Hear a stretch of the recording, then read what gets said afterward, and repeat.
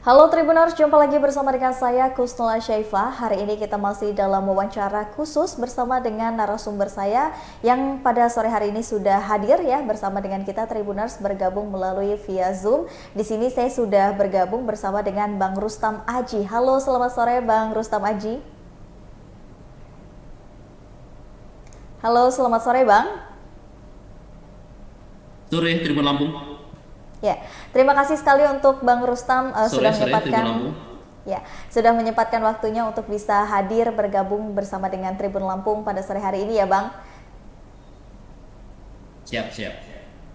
Nah, Tribuners, tentunya dengan kehadiran Bang Rustam Aji ini selaku dari pengacara korban NF, yang mana hari ini kita akan membahas mengenai peristiwa dan juga kronologi dari kejadian yang baru saja terjadi, Tribuners, di Bandar Lampung. Ya, ini ada pria yang diduga menodongkan pistol di salon kecantikan yang berada di Bandar Lampung.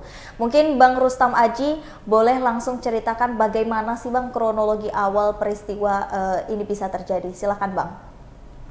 Baik, terima kasih Tribun Lampung. Selamat sore kepada pemirsa Tribun dimanapun atas peristiwa yang terjadi kepada klien kami, saudara NF, yang dilakukan oleh pelaku berinisial Y. Korban dan pelaku berada di domisili di Bandar Lampung. Baiklah, awal mula terjadinya peristiwa itu bermula ketika ada perselisihan. Mengingat korban dan pelaku ini teman, teman sering komunikasi, sering berinteraksi lah. Kemudian sudah berjalan cukup lama, kenal cukup baik. Kemudian sebelum terjadinya peristiwa itu, korban diminta untuk menemui pelaku di halaman parkir tempat kerja korban. Menemui di dalam mobil, kemudian ada komunikasi yang tidak bagus. Korban berinisiatif untuk keluar dan melanjutkan pekerjaannya. Kemudian tidak lama si pelaku memasuki tempat kerja korban dan dengan membawa senjata yang kami sih masih menduganya apakah itu senjata api ataupun senjata rakitan atau bukan senjata api, tapi kita serahkan kepada penyidik untuk senjata itu. Kemudian terjadilah penganiayaan terhadap korban. Kemudian di dalam ruangan itu kan hanya perempuan, Mbak. Jadi pertama saksi itu kaget. Tetapi setelah karena melihat perlakuan si pelaku terhadap korban, para saksi, rekan-rekan korban melerai dan berhasillah cengkraman dari pelaku itu lepas, kan, cepikan dan jambakan yang dialami oleh korban, dan korban pun melihat sendiri bahwa korban ditodong. Saksi melihat korban ditodong, kan gitu, sesuai dengan gambar-gambar yang sudah beredar itu di video yang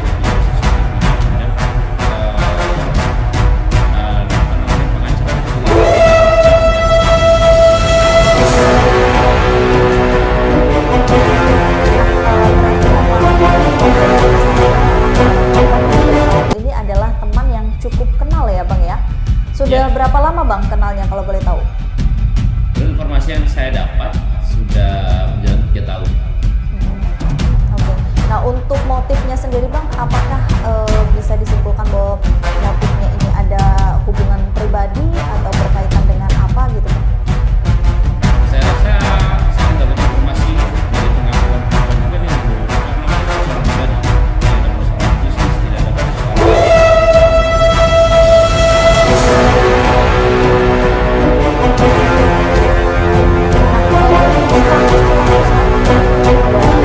Sejauh ini apa nih Bang statusnya?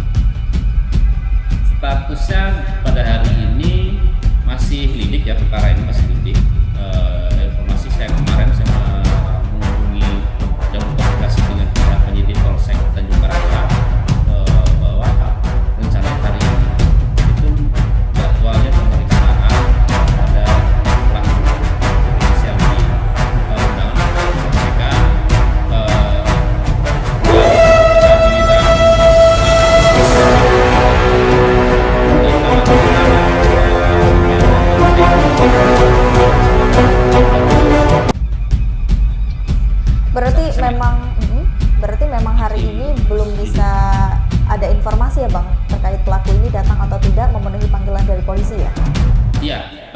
Belum dapat informasi, mungkin eh, habis ini saya ke Polsek lah gitu kan untuk Hmm. menginformasikan apakah pelaku datang atau tidak dan upaya pihak penyidik untuk perkara ini seperti apa, apakah dikaitkan langsung ke sidik Hmm. atau yang lainnya.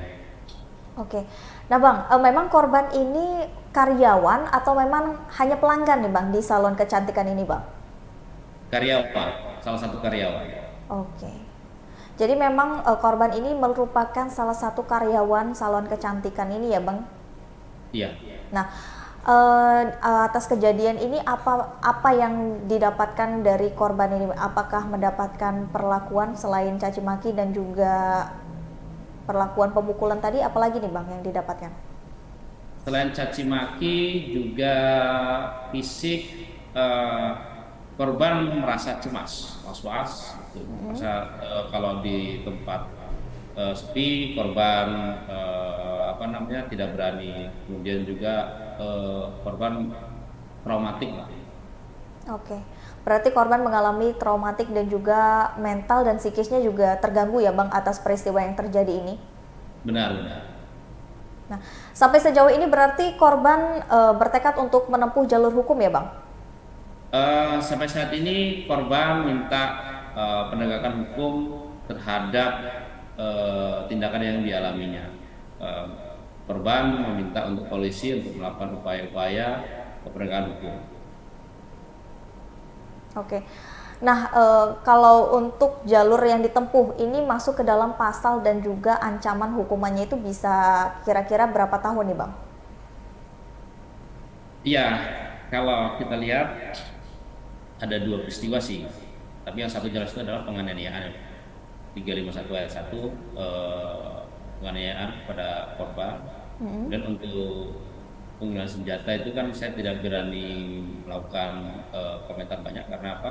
Kita belum tahu senjata itu apakah senjata api atau senjata mainan Hmm. atau senjata airsoft gun gitu.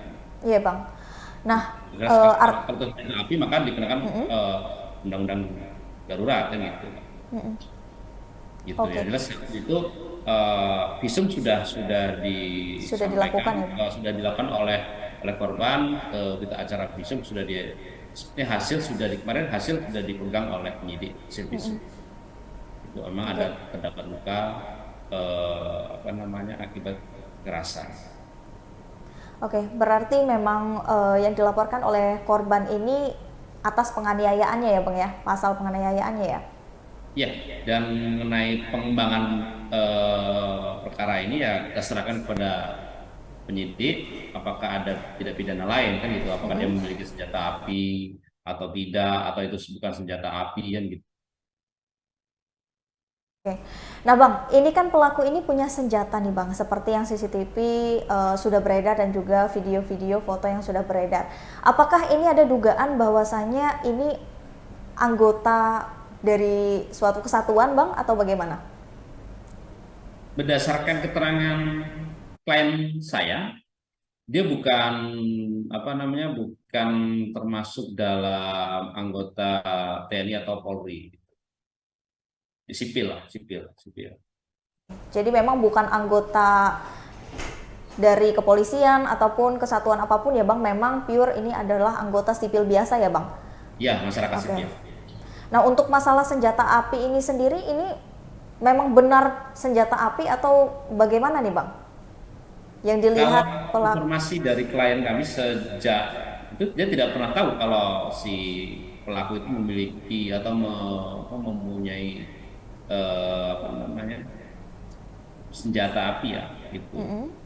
Dan karena klien kami juga tidak paham apakah itu senjata api atau bukan kan gitu. Mm-mm. Tuh, jadi Oke. kami sih sebenarnya mendukung untuk penyidik untuk melakukan tindakan cepat, apakah itu senjata api atau bukan, karena melihat tingkat kriminalitas di Bandar Lampung dia semakin tinggi kan gitu. Artinya untuk antisipasi bahwa ada pihak-pihak yang memiliki senjata api yang berpotensi melakukan Iya, tidak tindakan kriminal di Kota Bandar Lampung. benar. Apalagi memang kita di Indonesia sendiri selaku negara hukum itu tidak diperkenalkan dengan gampangnya ya Bang ya, warga sipil untuk bisa mempunyai senjata api itu tanpa izin resmi ya, Tribuners. Nah, selain dari kejadian ini Bang, korban ini sekarang ini berada di mana Bang? Korban saat ini aktivitas sehari-hari yang kadang bekerja, kadang izin kan gitu. Tidak tidak seperti biasanya. Biasanya itu kan dia bekerja terus dan gitu. Artinya tiap tiap hari kerja dia kerja. Dan saat ini korban dengan pihak manajemen tempat dia bekerja memberikan kelonggaran untuk apa namanya untuk tidak banyak di eh, lingkungan publik gitu. Oke. Mengingat apa namanya korban merasa masih ada apa namanya ada niatnya dari pelaku untuk melakukan pressure, ada dari pelaku untuk melakukan apa namanya tindakan upaya hukum lainnya terhadap korban. Tapi sejauh ini korban dan pelaku ini masih komunikasi nggak sih Bang? Sejauh ini ada komunikasi cuman satu arah, artinya klien kami tidak menanggapi apapun yang disampaikan melalui eh, SMS, short messenger, SMS Oke. itu. Apakah dalam komunikasi ini ada mengarah ke ancaman-ancaman tertentu atau bagaimana gitu Bang? Penindasan atau Kalau pressure? kalau ancaman tidak spesifik sih, tidak spesifik ancaman itu bukan ancaman, tapi itu hanya sebatas apa namanya kayak pressure lah gitu. Saya apa namanya tidak menekankan itu dia akan melakukan niat apapun tidak, tapi hanya kata-kata yang kalau kita lihat itu hanya kata-kata biasa lah gitu, tapi eh, klien kami tidak nyaman karena selalu di SMS, keluar dari Ya. SMS-nya tengah malam. Oke. Berarti memang dari korban sendiri ini sudah bertekad untuk menghindari dari pelaku ini ya Bang ya? Ya, melakukan menghindari artinya apapun bentuk dari komunikasi ini korban istilahnya tidak menanggapi. Oke. Nah, sejauh ini ada tidak sih Bang usaha dari pelaku ini untuk terhadap korban ini agar kasus ini jangan dinaikkan ke polisi gitu Bang? Menurut informasi yang didapatkan dari klien kami bahwa pelaku sempat beberapa kali mendatangi tempat kerja korban. Berarti pasca dari kejadian itu beberapa kali pelaku ini masih datang ke tempat kerja korban ya Bang? Ya, tetapi kan korban tidak menanggapi dan lebih intensnya lagi sekitar 1 minggu ini pelaku apa namanya membahas soal laporan gitu bahwa pelaku sudah tahu bahwa dia dilaporkan itu sekitar 1 minggu ya apa namanya dari undangan dari pihak Polsek Tanjung Karang Barat. Berarti memang laporan ini sudah berjalan sekitar 1 minggu ya? Kalau berjalan sudah 20 hari Mbak, udah 20 20 hari, hari atau oke. 25 hari lah 3 mingguan gitu. 3 mingguan artinya dalam proses ini eh, penyidik sudah melakukan apa namanya pengumpulan keterangan dan bukti gitu. Berarti pengumpulan keterangan dan bukti ini masih dari satu pihak saja ya Bang, dari korban saja ya? Belum dari Benar, pihak pelaku? benar. Kalau pelaku belum belum tahu apakah dia kooperatif atau tidak. Nah Bang, kira-kira ini ada kemungkinan akan ada mediasi atau akan ada kata damai tidak sih Bang untuk dalam kasus ini? Kalau berkacamata di dalam pidana ini kan pengaduan, deliknya itu kan delik pengaduan. Gitu. Sepenuhnya saya serahkan kepada klien saya mana yang terbaik. Jika memang ada upaya perdamaian dalam ininya eh, apa sih yang memberikan kepastian dan apa namanya memberikan kenyamanan kepada korban kan gitu. Artinya juga kan selama hampir 3 tahun pun indikasi mulai ada kekerasan pun sudah lama. Dari 3 tahun perkenalan itu informasi sudah 2 tahun berjalan itu udah mulai ada istilahnya kekerasan Oke. secara fisik maupun verbal. Nah, berarti setelah selama menjalani 3 tahun berteman dan juga berhubungan dengan pelaku ini, memang dari 2 tahun itu sudah kelihatan ya Bang bahwasannya ini sudah ada kekerasan di dalam sini. Tetapi ini kekerasan puncak paling emosionalnya atau sudah beberapa kali dilaporkan nih Bang untuk kasus ini oleh korban? Eh, Menurut keterangan saksi sih, peristiwa inilah menjadi puncak dan kemudian peristiwa inilah yang benar-benar dilakukan di tempat apa namanya tempat yang ada orangnya. Umum. Biasanya dilakukan apa nama oleh pelaku itu secara sembunyi-sembunyi atau ketika mereka berdua atau apa namanya tidak sengaja ketemu di tempat yang apa namanya tidak ramai gitu. Artinya dalam situasi ini korban yakin bahwa ini cukup bukti dan kami memberikan ini cukup bukti, eh, ada CCTV, ada saksi, ada bukti visum. Oke. Artinya eh, ini menurut kami apa namanya terpenuhi unsur. Oke, dan ini laporan perlu diusut ya Bang ya? Ya hari ini kita mendukung Polsek Tanjung Barat untuk melakukan pengungkapan tindak pidana ini. Oke.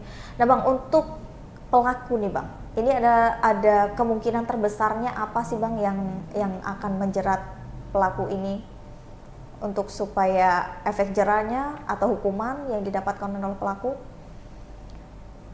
Ya kalau menurut hukum pidana kita ya ada sanksi.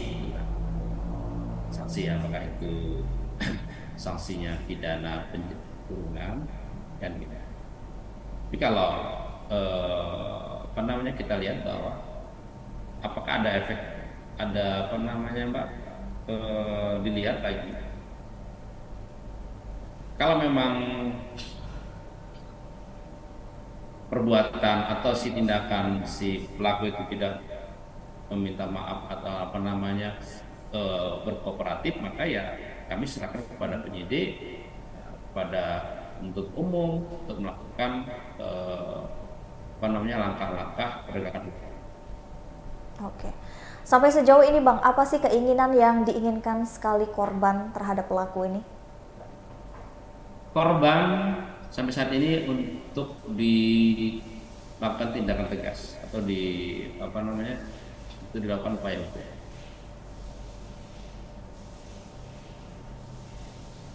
Oke. Nah, kembali lagi ke tersangka ya Bang, yang hari ini kita tahu bahwasannya ini adalah jadwal dari pemeriksaan dan juga pemanggilan terhadap tersangka. Kalau tersangka tidak kooperatif Bang, apa yang akan dilakukan oleh pihak kepolisian? Apakah benar akan dijemput paksa nih Bang? Itu ranahnya apa namanya ranahnya penyidik untuk melakukan tindakan-tindakan yang diatur dalam hukum acara pidana kita, dan kami sepenuhnya mendukung kepada penyidik untuk melakukan tindakan yang apa namanya cepat demi penegakan hukum di Bandar Lampung. Oke. Nah, selain dari bukti CCTV, rekaman, foto, dan juga hasil visum nih Bang, apalagi sih Bang yang menjadi barang bukti dan juga hal yang kuat nih Bang untuk dari korban dan pengacara ini bisa melaporkan pelaku? Kalau laporan kan sudah, Mbak. Artinya bukti-bukti yang sudah disampaikan ini kita percayakan kepada penyidik untuk menjadi eh, bukti untuk melakukan apa namanya, Mbak, penegakan hukum. Artinya mengenakan pasal berapa sih kepada pelaku.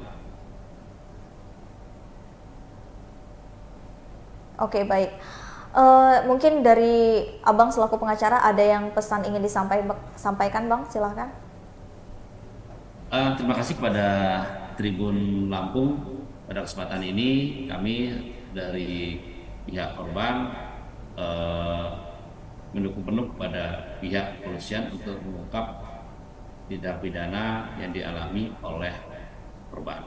Dan kami terima kasih kepada masyarakat untuk sepenuhnya waspada pada segala bentuk tindakan kriminalitas yang ada di Bandar Lampung, dan kita mendukung pada pemerintah untuk demi keamanan bersama. Cukup. Oke, baik. Baik, terima kasih untuk Bang Rustam Aji selaku pengacara dari korban NF yang sudah bersedia bergabung bersama dengan Tribun Lampung pada hari ini dan sudah memberikan informasi terkait dengan peristiwa penodongan ya yang terjadi di Salon Kecantikan Bandar Lampung. Mudah-mudahan informasi yang didapatkan dan juga tersebar ke seluruh masyarakat ini menjadi informasi yang dapat bermanfaat dan bisa menjadikan pembelajaran untuk kita semua.